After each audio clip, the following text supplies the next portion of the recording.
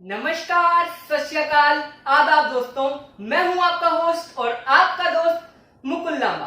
तो दोस्तों, आपका स्वागत है आपके अपने YouTube चैनल विज्ञान में। दोस्तों, आज से हम एक नया शो शुरू करने जा रहे हैं जिसका नाम है करुवार्ता। इस शो के माध्यम से हम टेक से जुड़ी बारीकियों को गहराई में समझेंगे एक्सपर्ट्स के लिए। तो आज के हमारे एक्सपर्ट हैं CA Manoj Lamba ji. Sir, welcome to our channel.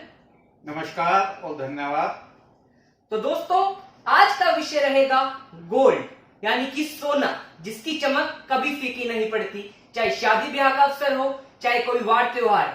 और हमने अभी काले कोरोना काल में भी देखा कि सोने ने अपनी चमक नहीं खोई। तो सोना कितना प्रीशियस मेटल है हम देख चुके हैं, और हमारे इकोनॉमी में भी ये एक आकर्षण का वस्तु रहता है हमेशा।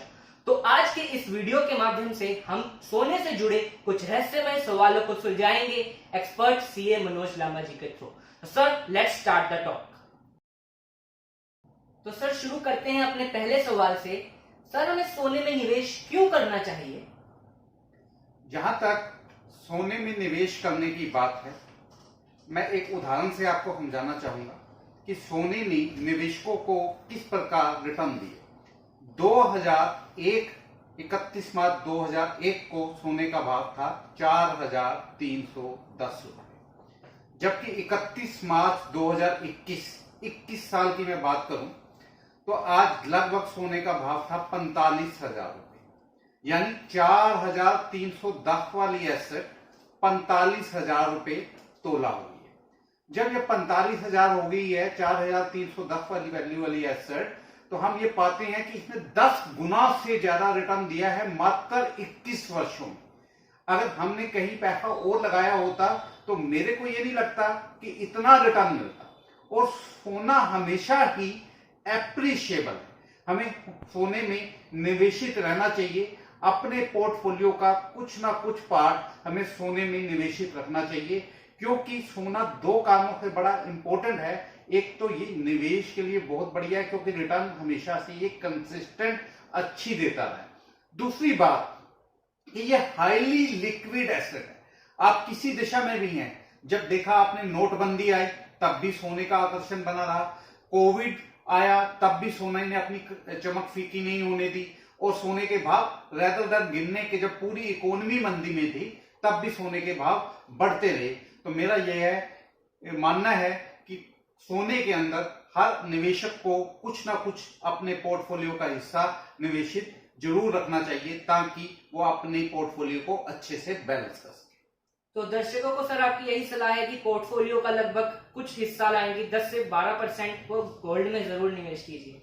मैं ये नहीं कहता कि 10 से 12% कीजिए, लेकिन हर आदमी को अपनी जरूरत के अनुसार, अपनी रिस्क कैपेसिटी के अनुसार, अपनी उम्र के अनुसार ये निर्धारण करना पड़ेगा, और अपने इन्वेस्टमेंट एडवाइजर की सलाह लेनी पड़ेगी कि कितना सोने में निवेश करें।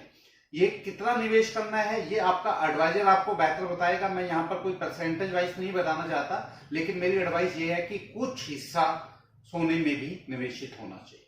जी सर। तो गाइस, हमने जाना कि सोना कितना प्रीशियस मेटल है, पर सर इसकी प्योरिटी को हम कैसे जांच सकते हैं? बहुत अच्छा सवाल पूछा आपने।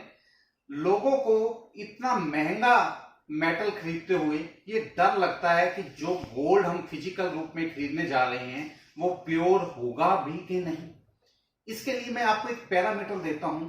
सबसे शुद्ध गोल्ड जो माना जाता है वो माना जाता है 24 कैरेट गोल्ड, फिर नंबर आता है 22 कैरेट गोल्ड, फिर आता है 20 कैरेट गोल्ड, फिर आता है 18 carat gold, 14 carat gold, 10 carat gold. ये क्या है कैरेट? हमें सोना खरीदते हमें ये देखना है कि गोल्ड जो है वो कितने कैरेट का है। ये कैरेट कहां से पता चलेंगे? जो ज्वेलरी है, जो ब्यूरो ऑफ इंडियन स्टैंडर्ड के पास रजिस्टर्ड ज्वेलर्स हैं, उनकी ज्वेलरी के ऊपर मार्क लिखा होता है कि कितने कैरेट गोल्ड है। अगर 24 कैरेट है तो 24 लिखा होगा, अगर 22 कैरेट गोल्ड है तो 22 लिखा होगा। और मैं आपको ये बताता हूं कि जो 24 कैरेट गोल्ड होता है वो 99.9% प्योर होता है, और जो 22 कैरेट गोल्ड होता है वो 92% प्योर होता है। ये कैसे निकालना है, इसके लिए एक फार्मूला भी बता देता हूं आपको, मैथमेटिकल फार्मूला। तो ये फार्मूला क्या है, जितने कैरेट की आपने वैल्यू निकालनी है, जैसे 22 कैरेट की वैल्यू निकालनी है तो 22 अपॉन फुल प्योर गोल्ड यानी 22 डिवाइडेड बाय 24 इंटू 100, तो वो आपको प्योरिटी का लेवल बता देगा जो 92 आएगा। इसी तरह आपने 18% की देखनी है तो 18 divided by 24 into 100, it is nearly up to 72%। इस तरह आप हर लेवल का, हर प्योरिटी लेवल का मापदंड कर सकते हैं कि उसमें गोल्ड की प्योरिटी कितनी है। और बाकी क्या, जैसे 18 कैरेट गोल्ड है और 24 कैरेट प्योर है, तो इसमें हम कह सकते हैं कि जैसे 24 कैरेट की बात कर रहे हैं और 18 कैरेट वाला हमारा गोल्ड है, तो 6 कैरेट इसके अंदर अदर मेटल्स हैं, वो गोल्ड नहीं है। तो इस तरह से आप प्योरिटी को चेक कर सकते हैं और हर निवेशक को फिजिकल गोल्ड में निवेश करने से पहले प्योरिटी चेक जरूर करना चाहिए, इसे कभी नहीं भूलना चाहिए। तो गाइस आप इस चीज का ध्यान जरूर रखिएगा कि आप कितना कैरेट गोल्ड खरीद रहे हैं। सर प्योरिटी के साथ एक और फैक्टर आता है हॉलमार्क। तो हॉलमार्क का क्या इंपॉर्टेंस है गोल्ड खरीदते वक्त? हॉलमार्क इंडिया गवर्नमेंट द्वारा सर्टिफिकेशन है गोल्ड के लिए। इंडिया में एक बॉडी है ब्यूरो ऑफ इंडियन स्टैंडर्ड्स जो हॉलमार्क देती है। हॉलमार्क के लिए हिंदुस्तान में 600 से ज्यादा सेंटर हैं। जो हॉलमार्क वाला गोल्ड है, अगर आपने सर्टिफाइड गोल्ड खरीदा है तो वो हॉलमार्क के साथ आएगा। और अगर फिर भी आपको उसकी प्योरिटी से लेकर, उसकी क्वालिटी को लेकर डाउट है, तो जो 600 से ज्यादा हिंदुस्तान में सेंटर है, हॉलमार्क सेंटर, वहां पर जाकर आप अपनी गोल्ड की प्योरिटी चेक करा सकते हैं। और अगर इसकी प्योरिटी पर कोई इश्यू है तो आप उस ज्वेलर की कंप्लेंट भी कर सकते हैं। उस कंप्लेंट के बाद ब्यूरो ऑफ इंडियन स्टैंडर्ड वहां पर सर्वे करता है, सर्च करता है, और अगर कुछ ऐसा गलत पाया जाता है तो ऐसे ज्वेलर का हॉलमार्क लाइसेंस कैंसिल भी किया जा सकता है। जी सर। तो सर क्या हमें सोना खरीदते हुए जीएसटी का भुगतान भी करना पड़ता है? बहुत अच्छा सवाल अगेन आपका। लोगों को ये लगता है कि जब हम सोना खरीदने जाएंगे तो कोई जीएसटी नहीं देना पड़ेगा, लेकिन मैं आपको बता दूं जीएसटी आने के बाद हमें सोना खरीदते हमें जो भी सोने की वैल्यू होगी पर कैरेट, उसके ऊपर 3% की दर से जीएसटी लगेगा। 3% आपको जीएसटी का भुगतान करना पड़ेगा। जी सर। सर हमारी जो भारतीय इकोनॉमी है वो एक कैश बेस्ड इकोनॉमी है, तो जहां पर लोग पर इतना कैश रहता है तो गोल्ड खरीदने के लिए मैक्सिमम कैश लिमिट क्या रहती है सर? गोल्ड खरीदने के लिए जो कैश लिमिट इनकम टैक्स अधिनियम के अंतर्गत निर्धारित की गई है, आप कोई भी ट्रांजैक्शन, गोल्ड की बात ना करो, कोई भी ट्रांजैक्शन आप 2 लाख रुपए से ज्यादा नकदी नहीं कर सकते। चाहे वो आप मकान खरीद रहे हैं, चाहे दुकान खरीद रहे हैं, चाहे किसी एक्सपेंडिचर को कर रहे हैं, चाहे गाड़ी खरीद रहे हैं। इसी तरह सोने के लिए भी वो लिमिट सेम है। अगर आप 2 लाख रुपए तक सोना खरीदना चाहते हैं तो आप इसे नगद खरीद सकते हैं। लेकिन अगर 2 लाख रुपए से ज्यादा का सोना खरीदना है, या आज की डेट में कहें कि मेरे को 50 ग्राम से ज्यादा सोना खरीदना है, तो मेरे को वो नगद नहीं खरीद सकता।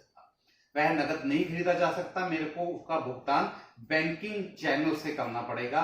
नेफ्ट करूं, यूपीआई करूं, या कुछ भी डिजिटल मोड करूं, but it to be purchase through digital mode. और आपको यह भी ध्यान रखना पड़ेगा, अगर आप गोल्ड जो परचेज कर रहे हैं उसकी वैल्यू 2 लाख रुपए से ज्यादा है, तो जो केवाईसी है आपकी, जैसे बोलते हैं नाउ यूर कस्टमर, में अपना परमानेंट अकाउंट नंबर, पैन और अपना आधार ज्वेलर को जरूर प्रोवाइड करें। जी सर। सर हमारे व्यूअर्स हमेशा ही कंफ्यूज रहते हैं कि भाई सोना खरीदते समय क्या बिल लें? हिंदुस्तान के अंदर एक और मानसिकता है कि कोई भी चीज परचेज करनी है तो अगर हम उसका बिल लेंगे तो वो चीज महंगी हो जाएगी। जैसे कि अभी मैंने बताया कि सोने के ऊपर 3% की दर से जीएसटी लगता है। सपोज करो मैंने 5 लाख रुपए का सोना खरीदा, तो अगर मैं बिल ले रहा हूं तो मेरे को ज्वेलर को 5,15,000 रुपए भुगतान करने पड़ेंगे। परचेजर की मानसिकता ये रहती है, जब मैंने सोना खरीदना है और घर के लिए खरीदना है तो मेरे को 15,000 रुपए ज्यादा खर्चने की क्या आवश्यकता है। और ये तो ऐसी मैटर है कि 5 लाख रुपए का सोना मैं जेब में लेकर चला जाऊंगा, कोई चेक भी नहीं करेगा रास्ते में, तो वो जनरली बिल नहीं लेते हैं। लेकिन आपके चैनल के माध्यम से मैं अपने दर्शकों को अवेयर करना चाहता हूं, सचेत करना चाहता हूं कि whenever you buy gold must take the bill, must ask for the bill due to 2 reason. एक तो सबसे बड़ी बात, जब कभी इनकम टैक्स इस पर क्वेश्चन करेगा तो आपके पास आपकी इन्वेस्टमेंट का प्रूफ होगा। इन्वेस्टमेंट का प्रूफ होगा कि आपने गोल्ड कहां से खरीदा था और कितने वैल्यू का खरीदा था, उतनी वैल्यू आपकी बैलेंस शीट और रिटर्न्स में रिफ्लेक्ट कर रही है कि नहीं कर रही। गवर्नमेंट अगर कोई प्रमाण मांग रही है, किसी तरह का एविडेंस मांग रही है, तो वो 2 लाख से ऊपर मैंने बताया कैश तो दे नहीं सकता, तो जिस बैंक से लिया था वो भी आप बता सकते हो कि इस बिल के अगेंस्ट मैंने भुगतान किया था। तीसरी बड़ी इंपॉर्टेंट चीज, अगर आपकी गोल्ड के हॉलमार्क ज्वेलरी खरीदी थी आपने और उसकी क्वालिटी को लेके कोई इश्यू आ गया है, आपने 24 कैरेट गोल्ड खरीदा था और उसकी इश्यू को लेके कोई क्वेश्चन हो रहा है, तो ऐसी दशा में आप जब भी कंप्लेंट के लिए जाएंगे तो वो उस ज्वेलर का बिल मांगेंगे आपसे, क्योंकि बिना बिल के तो आपकी कंप्लेंट ही दर्ज नहीं होगी। इंडिया में एक कंज्यूमर प्रोटेक्शन एक्ट भी है जहां पर कंज्यूमर को प्रोटेक्शन प्रोवाइड की जाती है। इसी तरह गोल्ड की पेनल्टी में कमी है, या आपको आपके ज्वेलर ने ठग लिया है, या मेकिंग चार्जेस ज्यादा ले लिए हैं, या हॉलमार्क झूठा लगा दिया है, तो ऐसी सभी दिशाओं में जब कभी भी आप कंप्लेंट के लिए जाएंगे, एस्केलेशन के लिए जाएंगे, तो आपके पास बिल होना जरूरी है। बिना बिल के आपके कोई सुनवाई नहीं होगी। और जब कभी आपने गोल्ड बेचना है तो ऐसा भी तो हो सकता है कि गोल्ड को आपको लिक्विडिटी में कन्वर्ट करना पड़े, नगद में कन्वर्ट करना पड़े, तो वहां पर भी आपको बिल की जरूरत पड़ेगी। तो मेरी ये एडवाइस, बिल के बगैर गोल्ड की खरीदारी कभी ना करें। जो भी आपने बिल मिला था आपको, वो बिल को संभाल के रखें जब तक कि वो गोल्ड लिक्विडेट नहीं हो जाता। जी सर। तो सर हमारा जो अगला सवाल आता है वो आता है कि जो सोना है वो हमें ज्वेलरी फॉर्म में खरीदना चाहिए, कॉइन के फॉर्म में खरीदना चाहिए, या बार या बिस्किट के फॉर्म में खरीदना चाहिए? ये भी आपका अच्छा सवाल है कि हम गोल्ड को कॉइन के फॉर्मेट में खरीदें, बिस्कुट या बार्स के फॉर्म में खरीदें, या ज्वेलरी में खरीदना चाहिए। मेरा ये मानना है कि हमें ज्वेलरी के लिए तभी जाना है जब हमें गोल्ड को इंस्टेंट प्रयोग करना है। अगर सपोज करो मैं गोल्ड की बैंगल बना रहा हूं, अंगूठी बना रहा हूं, हार बना रहा हूं, नेकलेस बना रहा हूं, या कोई और चीज बना रहा हूं, तो वो मेरे को तब उसे कन्वर्ट करवानी चाहिए जब मैंने उसका इंस्टेंट यूज करना है। या एज इट कभी मेरे को शादी ब्याह में अपनी बिटिया को देना है, या दामाद को देना है, या किसी को देना है, इस पर्पज से मैं गोल्ड बाय कर रहा हूं, भी उसका इंस्टेंट यूज है for the purpose of winning, तो हमें ज्वेलरी के लिए जाना चाहिए। क्योंकि whenever you go for jewellery, jeweller can ask for making charges, can ask नहीं, definitely he will ask for making charges. और मेकिंग चार्जेस जनरली 8% से लेकर 30% तक ज्वेलर चार्ज करते हैं, depending upon the nature of jewellery you are making for. तो इस पर आप देखेंगे कि अगर आपने सोने को ज्वेलरी में कन्वर्ट कर लिया, 10 ग्राम के ऊपर आपने से 20% उसने ज्वेलरी चार्जेस मंगा लिए, तो 50,000 ग्राम का जो सोना था आपका 50,000 तोले वाला, 20% और लगने के बाद वो 60,000 हो गया। और ऐसी दिशा में 60,000 के ऊपर 3% आपको जीएसटी देना पड़ेगा। जीएसटी भी ज्यादा हो गया और 20% मेकिंग चार्जेस हो गए। तो अगर आपने गोल्ड इन्वेस्टमेंट के लिए खरीदना था और फिजिकल फॉर्म में रखने के लिए खरीदना था, सिर्फ इन्वेस्टमेंट पर्पज से खरीदना था, एप्रिसिएशन पर्पज से खरीदना था, then you will go for coins और बार्स। ऐसा नहीं है कि आप कहें कि बिस्कुट तो भारी होता है, वो तो कोई 1 ग्राम का थोड़ी होता है, तो ऐसे में आप कॉइन्स के लिए जाए। तो मेरी एडवाइस ये है कि ज्वेलरी के लिए तभी जाना चाहिए जब आपको गोल्ड का इंस्टेंट यूज करना है। जी सर। तो सर समराइज करते हुए मैं यही कहूंगा कि अगर आपको वियरेबल्स के लिए चाहिए, या आप अपनी बेटी को शादी पर गिफ्ट कर रहे हैं, तो वो उसे ज्वेलरी के रूप में दीजिए। अगर आप निवेश करने के तौर पर ले रहे हैं, लंबे समय तक उसे उसमें गोल्ड में निवेश करना चाहते हैं, तो आप बिस्किट, बार या कॉइन को खरीद सकते हैं। बिल्कुल बिल्कुल। सर यहाँ पर हमारे एक व्यूअर क्वेश्चन पूछ रहे हैं कि अगर मैं कैश में सोना खरीद लेता हूँ 2 लाख से ऊपर, तो उसका क्या परिणाम रहेगा? राकेश जी का क्वेश्चन है, ये मध्य प्रदेश से। देखिए, आयकर अधिनियम 1961 में अभी डीमोनेटाइजेशन के बाद 2017 से एक नया प्रावधान आया, जो प्रावधान ये कहता है कि अगर आप 2 लाख रुपए से ज्यादा की कोई भी ट्रांजैक्शन नकदी में करते हैं, कैश में करते हैं, तो ऐसी दशा में आपके ऊपर इक्विवेलेंट अमाउंट की, उसी राशि के बराबर जितने की वो ट्रांजैक्शन है, उतने का जुर्माना लगाया जा सकता है। सपोज करो आपने 3 लाख रुपए का गोल्ड कैश खरीद लिया, तो 3 लाख रुपया ही दोस्तों उसके ऊपर जुर्माना है। तो be very very careful. Now the days the government is very hard on cash transaction. The government of Modi promotes digital economy. तो डिजिटल इकोनॉमी अगर हमें लानी है, डिजिटल इंडिया अगर बनाना है, तो कैश ट्रांजैक्शंस को रोकना पड़ेगा और कैश ट्रांजैक्शंस पर करारा प्रहार करते हुए गवर्नमेंट ने ये प्रावधान कानून में लाया। तो आप सावधान रहें कि 2 लाख से ऊपर का गोल्ड कैश में ना खरीदें। जी सर। तो दोस्तों ये थे आज हमारे गोल्ड के खरीदारी से जुड़े कुछ सवाल जो हमारे एक्सपर्ट सीए मनोज लांबा जी के माध्यम से हमने आप तक पहुंचाने का प्रयास किया। धन्यवाद सर हमारे दर्शकों को मार्गदर्शन देने के लिए। तो दोस्तों नमस्कार। धन्यवाद सर। तो दोस्तों ये था आज का हमारा कार्यक्रम। उम्मीद करता हूं आपको ये कार्यक्रम पसंद आया होगा। अगले हफ्ते के शो में हम गोल्ड पर टैक्सेबिलिटी की बात करेंगे कि शॉर्ट टर्म कैपिटल गेन क्या होता है गोल्ड पर, लॉन्ग टर्म कैपिटल गेन क्या होता है, और भी अन्य गोल्ड से जुड़े सवालों को हम जानेंगे मनोज लांबा जी के साथ ही। तब तक हमारे चैनल विज्ञान को सब्सक्राइब जरूर कीजिएगा। इस वीडियो को अपने दोस्तों और रिश्तेदारों में शेयर जरूर कीजिएगा। तब तक के लिए स्टे होम, स्टे सेफ। जय हिंद, वंदे मातरम, बाय बाय।